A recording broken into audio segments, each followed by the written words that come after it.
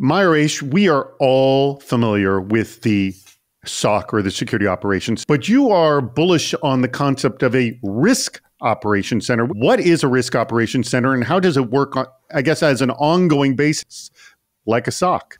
Traditionally, risk operations were managed as part of the vulnerability management program.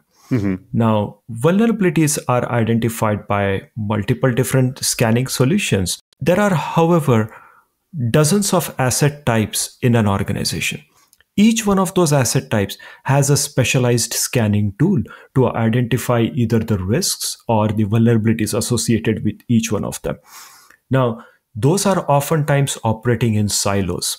Right? What was the need for a security operations center in the first place? You've got your scanning tools targeted for all of your asset types, but then you still need to centralize the indicators of compromise so that you can actually stitch those data points together to understand the root cause of that particular attack.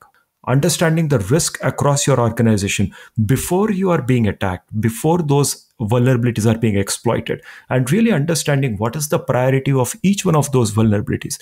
Allowing such an operation is what we really call a risk operation center. Really, it is a SOC, but you're layering on your knowledge of risk on top of the SOC. Am I following that correct? SOC does not have that data today. Right. What we are really looking at is the risk and vulnerabilities, the misconfigurations and findings, right, that never make their way into a SOC. When have you seen this work the best, and what happens when a SOC becomes, I'll say it, a ROC? The responsibilities of the traditional vulnerability management teams have been ever growing. With the digital transformation, we saw adoption of cloud, adoption of custom applications that were being built by the organization.